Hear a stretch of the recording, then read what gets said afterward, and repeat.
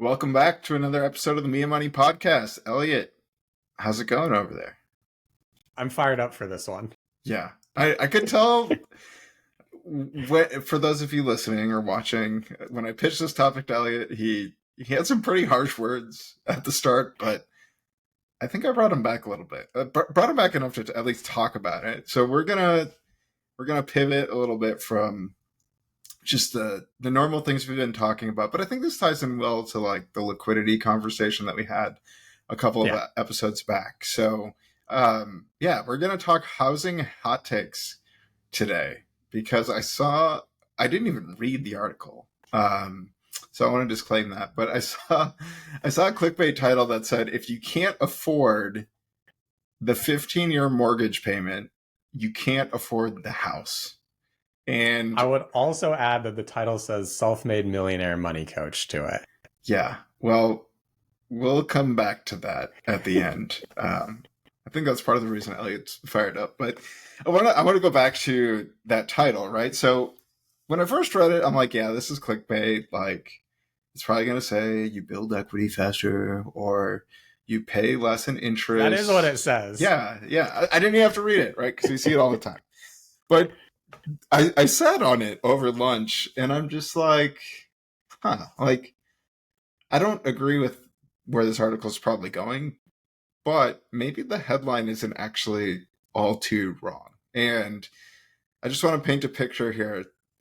About a half hour ago when I pitched this idea to Elliott, he's like, Matt, this is the stupidest idea ever. This is just a stupid clickbait title.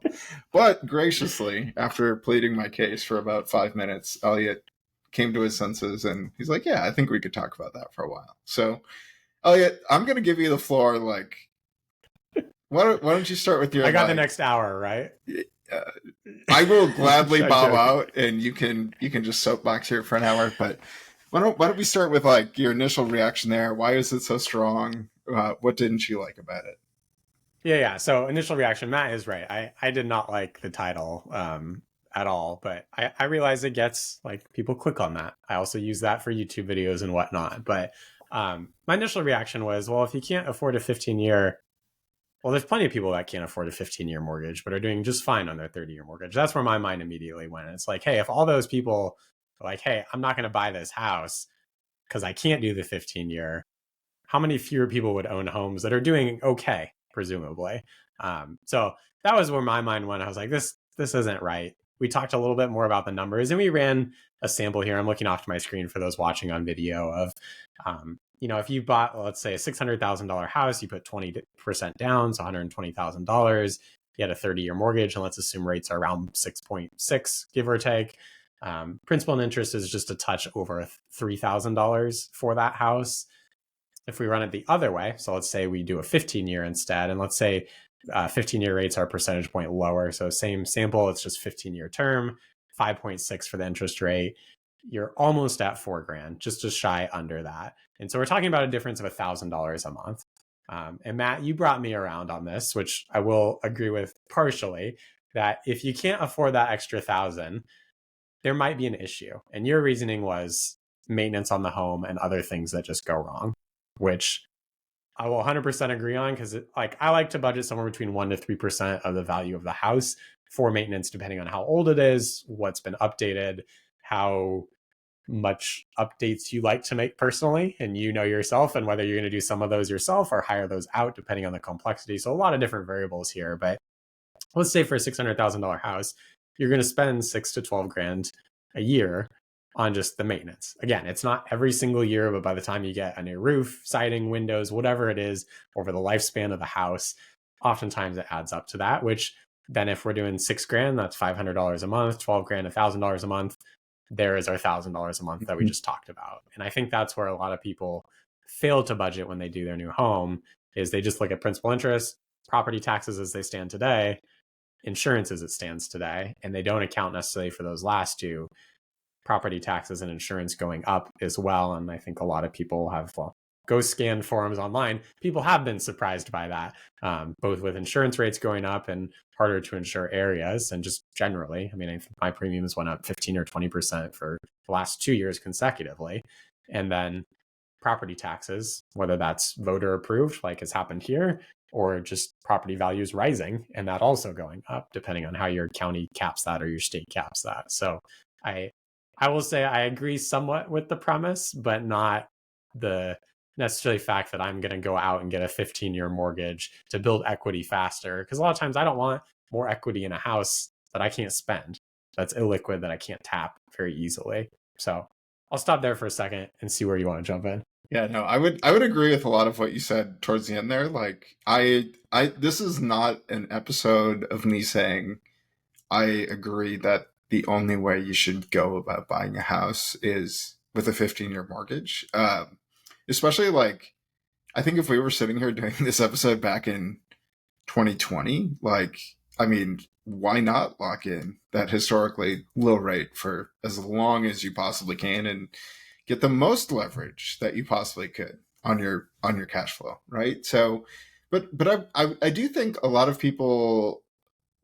Number one, I think it's an underestimation of the cost of a house. So, again, when we run those numbers on the you said 1 to 3%. So, if it were that 3%, right, that'd be adding like $1,500 a month, like not just the extra 1,000, right? So, I think that's number one. Number two, when we're looking to make a big purchase, and really what I think of a lot of first home buyers that I've worked with in recent history, like it is a big thing, right? It's like a big milestone to have your own house. It's arguably the biggest purchase you're ever going to make, right? And I think sometimes like there can be that social pressure to like get it done and kind of justify like, oh, like we live in this little bubble. Like I can go to the, brink of my lending limit here and I can get the house. I'll make that. My job's not going away. I'm not going to get sick or hurt or miss work. My car is not going to break. I just got a new car, right? Like, so I guess when I would agree with you. My first reaction to that headline is, this is clickbait garbage, right? Like, but then when I started to think about it, I'm like, oh, well, in reality, like, I think the lesson isn't all too bad. I don't like the fact that it is just about building equity or saving interest in the house. Not to mention, like, now go buy my $1,300 course that is going to help you save $100,000 when really it's probably just a few simple, back of the envelope math calculations that anyone can do on their favorite website or bank website, right? But yeah, I just think people grossly underestimate like what could go wrong. And I'm not here to sit and say like we should only dwell on the negative possibilities, but I also don't think most people clicking that article are probably the ones who are watching their spending diligently on a month-to-month basis or really have any semblance of a plan, or probably not even an emergency fund, if I'm being honest. Maybe. Yeah. So I don't know. That's kind of where I stand. That's where I wanted to. I just thought it would be a fun conversation. So like, yeah, I'll just throw it back to you. Like, where do you want to go from here on this? Like, what do you agree with? What do you disagree with? Like, what do you think the golden nugget is that we could take out of this headline? I was very skeptical when I read that the first time. So I would want to run some more numbers to see like if rates go up or down in different environments, how does that affect things in terms of the payment? Obviously, with this one example we looked at, it works out okay with that. I would say, and I'll just add this in here. I don't know if it really belongs here, but I like the flexibility of a 30-year payment as opposed to a 15-year. So even if I have the cash to do a 15-year, 9 times out of 10, maybe more than that, I would probably do the 30-year personally, just because life does happen. And if it does, I can always choose to pay off the loan sooner and you can go do your own calculation. But if you essentially pay like you were on a 15-year on a 30-year note, you're not adding much more than the 15-year and you're not paying a ton more in interest, but you're gaining a whole heck of a lot of flexibility for when life happens. So I think that's important to mention in these types of articles. And I realize sometimes in articles you can't say everything possible. I struggle with that in my own writing and videos, and I'm being hypercritical of that. But I think that's just important to keep in mind and not jump to, hey, I'm going to 15-year mortgage. I'm going to build equity as quick as possible. I'm going to reduce the amount I pay in interest, because it ignores everything else that happens in life. Mhm. That's sort of my golden nugget in all of this.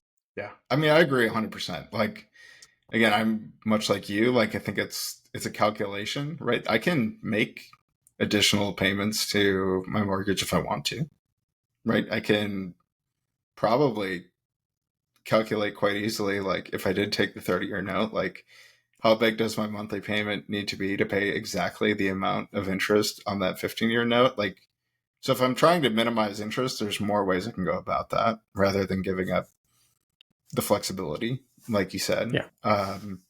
I'm also, I mean, we just talked about it a couple episodes ago. Like, I was the one who was poo-pooing on, home equity. Like, it's a cool thing to see that you own a $500,000 or $600,000 asset outright with no loan to get it against it. But like, great. Like, what are you going to do with that? Like, I've I've seen a ton of people retire successfully with going into retirement with mortgages. Like, they all have the same question: should I pay it off? Like, they have this terrible. And again, I think, like, I'm the Christian over here, right? Like, probably a little more close to the Dave Ramsey philosophy, even though I don't agree with a lot of what he says. Like, yeah, interest isn't great. Like, you're feeding some mega trillionaire, corporation, right? Like, I'm not saying we should just gleefully pay the bank interest and not think about it, but I also think it's like gotten to the point where it's like evil to have Yeah. interest. And the way I framed it in that liquidity episode is it's just a premium you're paying for flexibility. Like, there's a reason we pay 3 times as much for an airplane ticket that has 2 extra feet of legroom. Like, it's more comfortable. Is that a bad thing with your house? Like, I don't think so. Like, Yeah. I actually could make the argument that you'd probably more joyfully, you could be a better giver, right? If we're looking at from my set of values, like, Sure. if you have more monthly cash flow, you can probably more consistently give the amount to whatever cause you want to give to. So, like, I'm with you there. Like, I don't really like the shame, or like, you shouldn't do this if you can't afford the 15-year payment, but I like the idea of, like, you should think about that this is going to cost more than what that mortgage statement costs, because as you and I both know, it does. And it is kind of a gamble. Like, you may walk into a house that only needs 1% of upkeep for the first 5 or 10 years. Like, that's great. But if you take Elliott's side of the coin and you just gave up all your liquidity and your monthly flexibility, and then you have to reside your house, and that costs $30,000 or $40,000, like, that's probably not going to feel so good. So I'm with you there. Yeah. That's my main takeaway. I don't know if I have any others other than be skeptical of reasoning in articles and explore it a little bit more. Yeah. If there's a pay link to, to go buy their course, probably a big red flag. But I mean, I think we could take another approach to it too, right? Like,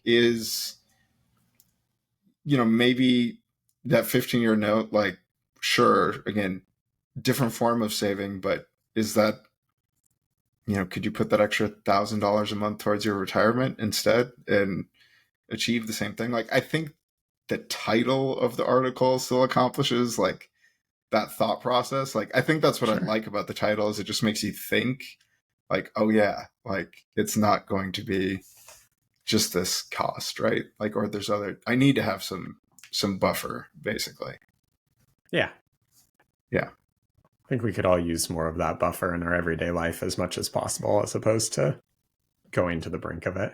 Yeah. And I think I think a lot of people think about it more with their time, right? And, it's like, would you rather have 15, 30 minutes between everything you had to do in a day, or like frantically getting there with a minute to spare, right? Like, that's kind of how I look at the financial context of this article. Like, you may just be Yeah. really pushing yourself to feel like, I don't know. I even think about like when we started our firms, right? Like we were probably over managing or watching our bank accounts like daily because we took a big leap of faith, right? We had expenses, but now that we're more established and we don't have to worry about like, is that check gonna bounce? Like, you just have so much more mental energy and bandwidth to do the things you want to do and actually enjoy them versus like, how am I going to make this work again next month? That can be a really daunting thing to think about.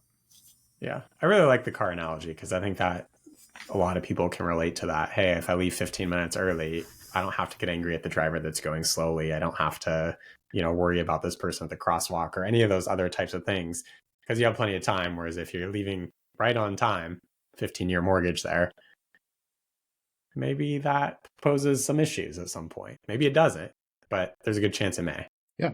And if you have that 30-year mortgage and traffic is clear, like you can go the speed limit, or you can, I'm not advocating for speeding, right? But theoretically, you could go a little faster if you chose to do so, right? Except in the context of a mortgage, you're not breaking the law. So, yes. Yeah. But yeah, anything else you'd want to add on this topic? No, I think that's great. Well, I'm glad to see you've relieved a bit of that fire that you had at the beginning of the episode. But I'm curious what people think of this one. Yeah, we'd love to hear your comments, questions. Maybe there's some and if other. You're a big proponent of 15-year mortgages, write us. I'd love to hear it. I love when people change my mind. I love hearing different stories. Yeah. I mean, I guess if I were to take that, right, like maybe you can make the argument that if you're motivated to do it, you'll do it. I don't know. But like, that's really the only thing I can think of, I guess.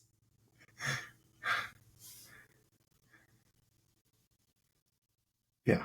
All right. Well, thanks again, Elliott, for joining, and we'll see you all next time.